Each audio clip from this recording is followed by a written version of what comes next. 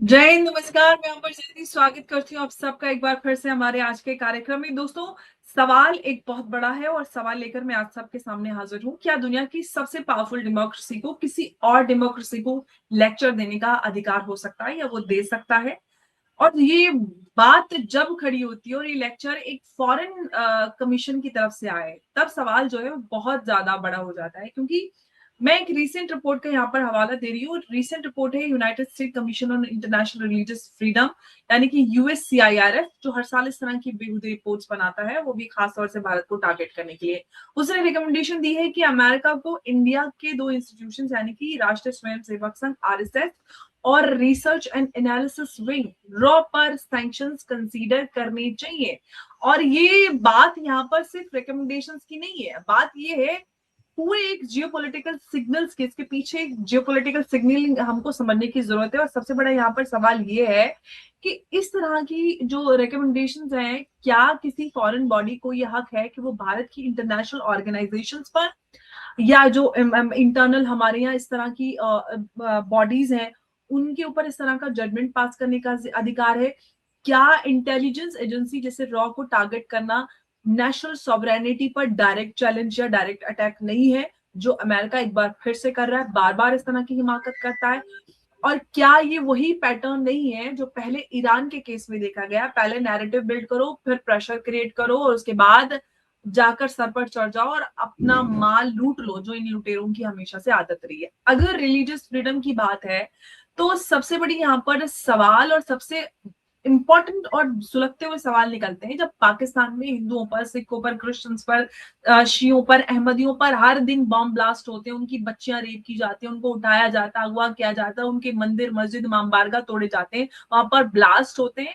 ये अमेरिका पर कभी कोई रिकमेंडेशन नहीं देता, कभी अमेरिका का सीने पे मातम आते हुए हम नहीं देते, कभी कोई नहीं रोता। इसके पीछे का कारण ये है कि वहां पर सारे के सारे यूएससीआईआरएफ में आईएसआई के सारे एजेंट्स बैठे हुए हैं। तो यूएस जो है आईएसआई एजेंट से के थ्रू ये सारा काम कर रहा है। वो आएंगे, दो पौड़ी के लोग, अनपढ़ आतंकी, वो हमको लेक्चर बताएंगे कि हमको क्या करना है और हमको सैंक्शंस करना है। सैंक्शंस करना है, कर लो, बताएंगे हम भी हम क्या कर सकते हैं। हम एक बड़ी डेमोक्रेसी है, हम भी आपको ऐसा लेक्चर और ऐसा मजा सिखाएंगे कि आपको मजा ही आ जाएगा। लेकिन सवाल ये है कि बांग्लादेश हो, पाकिस्तान हो या फिर सऊदी अरेबिया हो, वहां पर इस तरह की, आप सब जानते हैं सऊदी अरेबिया की हालत। हालांकि मोहम्मद बिन सलमान जो है काफी मॉडर्न आउटलुक के, लेकिन स्थिति भयावह है। फांसियों का रिकॉर्ड है सऊदी अरेबिया में, वहां पर बच्चियों को घर से निकलने की इजाजत नहीं। हालांकि वोट और ड्राइविंग का भी उनको अब जाकर अधिकार मिला है, लेकिन आप यहाँ पर नैरेटिव बिल्डिंग की पूरी कहानी आपको समझनी होगी। और इस पूरे हम जो इनका नैरेटिव है इसको आज फोड़ेंगे मिलकर। और उमेश जी भी मेरे साथ। उमेश जी, बहुत स्वागत है आपका। जय हिंद, नमस्कार। जय सिया राम अंबर जी। जय श्री राम। उमेश जी, उमेश जी, बड़ी अजीब सी बात है कि ये जो यूएससीआईआरएफ है हर साल इस तरह की रिपोर्ट बनाता है और हर साल मुझे जब जितना याद है, जितने सालों से मैं काम कर रही हूँ, मैं हमेशा इस पे बात करती हूँ और मुझे हमेशा इतना ही गुस्सा आता है। हमेशा यूएससीआईआरएफ की तरफ से इस तरह की भारत को लेकर रिपोर्ट बनती है, वो कंट्री ऑफ स्पेशल कंसर्न में भारत को डालने की बात करते हैं। ये आखिर भारत को लेकर अमेरिका प्लान क्या कर रहा है? देखिए अंबर जी, ये United nation commission on international religious freedom है। ये स्टेट डिपार्टमेंट के अंतर्गत काम करती है। 1998 में इसको एस्टेब्लिश किया गया है। वो इंटरनेशनल रिलीजियस फ्रीडम एक्ट के अंतर्गत वो सारी कंट्रीज के अंदर क्रिश्चियन जो हैं और माइनॉरिटीज ग्रुप्स के अंदर जो परसिक्यूशन है वो इवेलुएट करता है और उसके बाद वो रिकमेंडेशन देता है स्टेट डिपार्टमेंट को और वो बोलता है ये कंट्री ऑफ पर्टिकुलर कंसर्न है। इसके अंतर्गत इस साल इन्होंने आरएसएस और जो रिसर्च एंड एनालिसिस विंग है इनके ऊपर कड़ी टिप्पणी की है। देखिए इन्होंने क्या बोला है कि impose targeted sanctions on individuals and entities such as India's research and analysis wing and Rashtriya Swayamsevak Sangh for their responsibility and tolerance on of severe violation of religious freedom by freezing those individual entities assets and or barring their entry into the United States। देखिए अमर जी, जब भी election आता है UP के अंदर, ये एक साल पहले ये सीआईआरएफ जो है ऐसी रिपोर्ट्स निकालता है।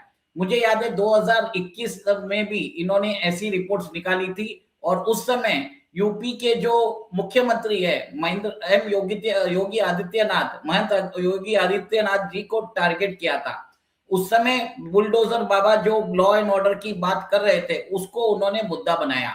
अब इन्होंने डायरेक्टली आरएसएस और रॉ को एक तरह से टारगेट किया। आपको याद होगा डिसमेंटलिंग ग्लोबल हिंदुत्व एक कैंपेन चला था अमेरिका के अंदर, उसी समय भारत की छवि खराब करने के लिए कर रहा था बाइडेन एडमिनिस्ट्रेशन।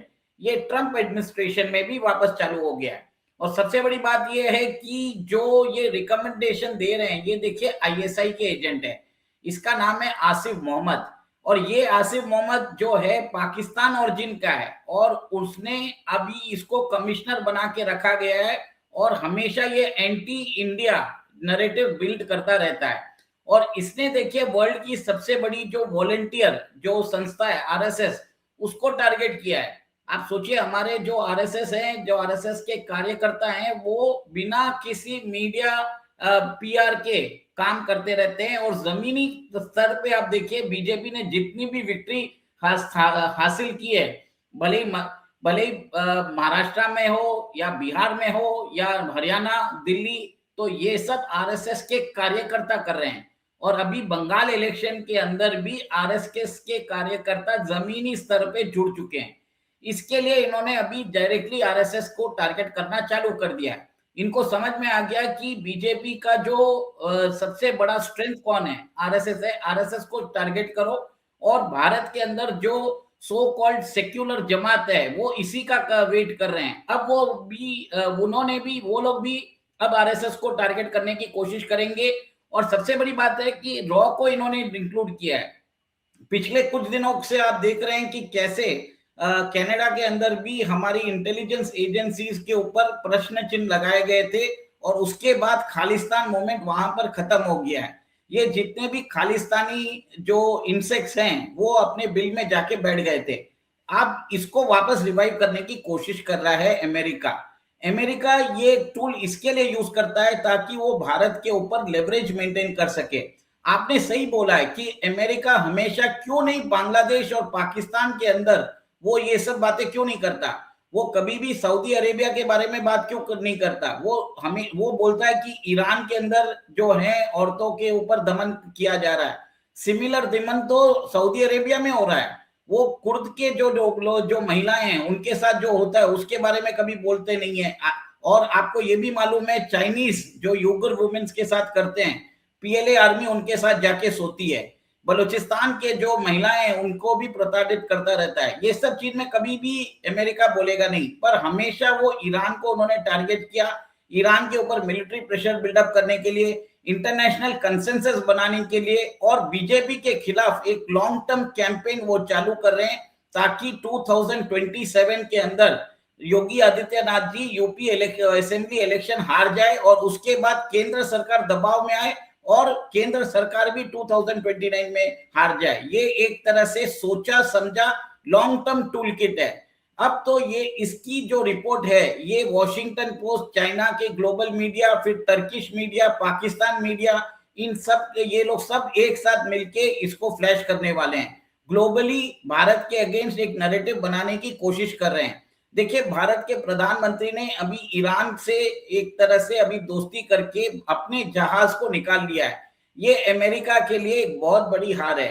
तो भारत से वो डोनाल्ड ट्रंप को एक तरह से मोदी जी से ईर्ष्या हो चुकी है। इसके लिए उन्होंने ये रिपोर्ट इन्होंने अभी जारी किया है। सबसे बड़ी अच्छा बात उमेश जी, मैं एक पॉइंट यहाँ पे ऐड करना चाहती हूँ कि अगर यहाँ पर रिलीजियस फ्रीडम ही बेंचमार्क है तो सबसे पहली बात तो हमने बात कर ली है कि बांग्लादेश, पाकिस्तान, सऊदी अरेबिया और चाइना और कितने सारे देश वहां पर रिपोर्ट क्यों नहीं है। लेकिन अब यहाँ पर सवाल ये है कि अगर इसी नाम माइनॉरिटी फ्रीडम या माइनॉरिटी राइट्स के नाम पर अगर इस तरह का कोई सैंक्शंस भारत के ऊपर लगाया जाता है तो भारत के ऊपर क्या मतलब भारत के पास क्या वो रिस्पॉन्स भारत किस तरह से करेगा, क्या भारत के ऊपर रह जाता है?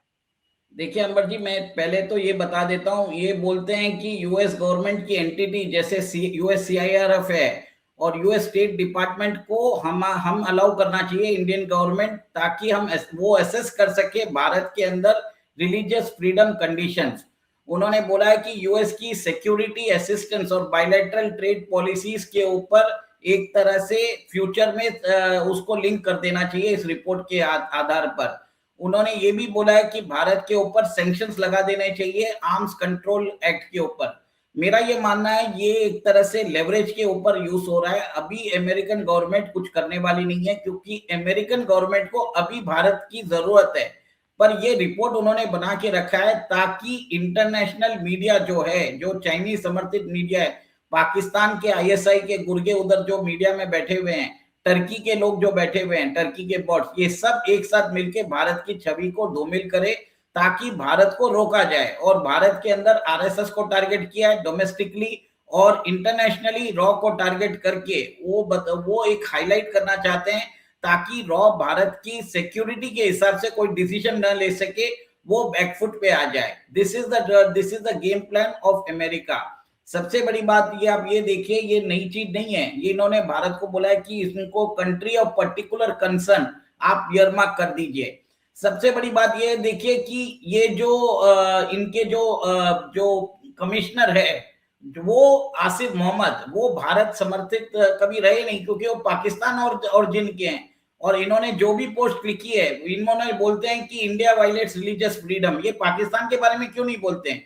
इन्होंने भारत के जो भारत ने जो एब्रोगेशन किया आर्टिकल तो 370, वो सबसे बड़ी बात Umesh ji, I am sorry आपकी बात रुक रही है। यहाँ पर सिर्फ ये कमिश्नर ही नहीं बल्कि पाकिस्तान से और पाकिस्तानी ओरिजिन के बहुत सारे लोग इस बॉडी में शामिल हैं। और सबसे बड़ी बात ये है, अगर आप रिलीजियस फ्रीडम की बात कर रहे हैं तो पाकिस्तान में ब्लास्फेमी लॉ के नाम पर जो किसी को भी उठा के मार दिया जाता है, उस पर आप कोई कंसर्न जाहिर क्यों नहीं करते? आप एक अच्छे इंटेलेक्चुअल हैं, अमेरिका में जाकर आप बड़ी पोस्ट पर बैठ गए हैं, लेकिन आपका आतंकवाद अंदर से नहीं गया है, तो आप सबसे पहले अपनी कंट्री में जाकर देखिए जहां पर हो रहा है, वहां पर आप एक रिपोर्ट निकालिए, वहां पर एक सर्वे कराइए, तो आपकी हिम्मत की दाद दी जाए कि भाई हाँ, क्या ईमानदार आदमी है, देखो क्या काम कर रहा है रिलीजियस फ्रीडम के लिए। तब हम आएंगे आपके साथ में, फिर आप हमारे देश में भी करवाइएगा सर्वे। आपका सर्वे हम खुद करवाएंगे, पहले पाकिस्तान से सर्वे की सर्वे शुरू किया जाए।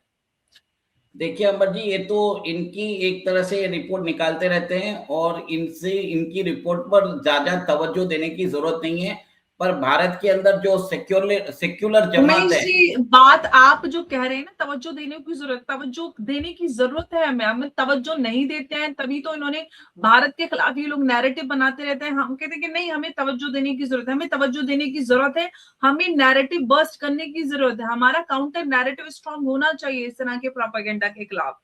मैं वही बता रहा हूँ, भारत के अंदर जो सेक्युलर जमात है उनके लिए एक तरह से ऑक्सीजन मिल चुका है, एक तरह से चिल्लाने के लिए सोशल मीडिया में आरएसएस के अगेंस्ट।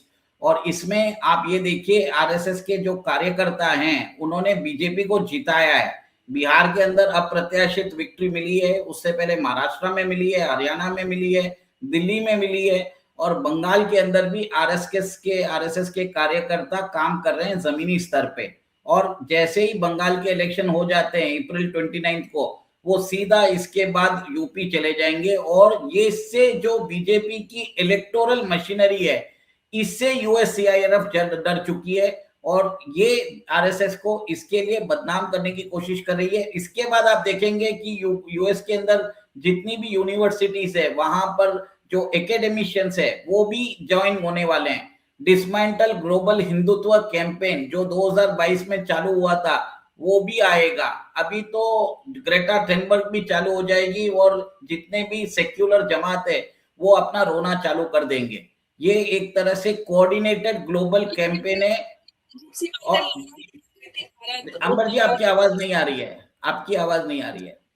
मैं वो नहीं आ रही है, अभी बरोबर नहीं आ रही है। मैं ये बोल रही हूँ उमेश जी कि लॉरेल उमर आई थी भारत, अभी वो बड़ा खुश हो के गई, उनको भारत बड़ा पसंद आया, जो ट्रम्प की काफी नजदीकी मानी जाती है। देखिए, ये सब आएंगे जब इनको काम रहेगा भारत से, तब भारत में ये हिंदुओं की एक तरह से बातचीत करेंगे। और सबसे बड़ा प्रॉब्लम हमारे हिंदू राइट विंगर्स का ये है कि वो कभी भी बाइनरी में सोचते हैं। हिंदू मुस्लिम के अंदर उन्हें देश के बारे में मालूम नहीं रहता है। ईरान के अंदर भी इन्होंने ऐसा ही प्रोपेगेंडा चालू किया था। इन्होंने ईरान के अंदर अयतुल्ला खोमेनी के बारे में एक तरह से बोला था कि वहां पर औरतों पर दमन किया जा रहा है। मेरे ख्याल से तो एंटायर मिडिल ईस्ट के अंदर ही औरतों का दमन होता है, पाकिस्तान में होता है, चाइना में होता है, टर्की करता है, उन सब के बारे में बातचीत नहीं होती है। ये सिंगल आउट क्यों किया जाता है, सेलेक्टिव टारगेटिंग क्यों किया जाता है? आप यूगुर मुस्लिम्स की बात क्यों नहीं करते? आप कुर्दिश वुमेन्स की बात क्यों नहीं करते? मैं बलोच के लोगों की बात क्यों नहीं करते? अजेरी लोगों की बात क्यों नहीं करते? ये सब उसके बारे में तो बात नहीं करेंगे, पर इनको जब इनका एजेंडा चाहिए, उनको भारत को रोकने के लिए ये रिपोर्ट बनाई गई है। सबसे बड़ी बात ये है, और शॉर्ट टर्म टारगेट भारत की जो इंटेलिजेंस एजेंसीज है, रिसर्च एंड एनालिसिस विंग है, जो एक तरह से अपने जो देखिए सारी कंट्रीज अपने इंटेलिजेंस ऑपरेटिव्स रखती है।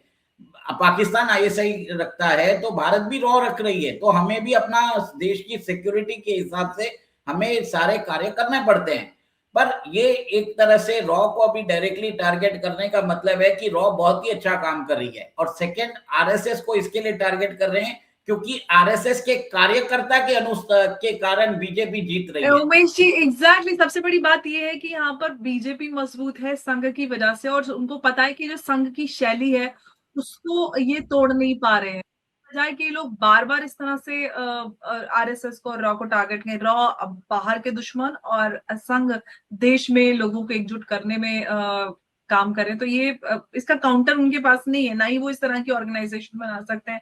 तो अगर आप बराबरी कर सकते हैं तो बदनाम करो, ये तो नॉर्मल सी एक ह्यूमन देखिए टेंडेंसी। नई बात नहीं है, भारत के अंदर कांग्रेस की रेजिम्स ने भी आरएसएस को बार बार बैन किया है।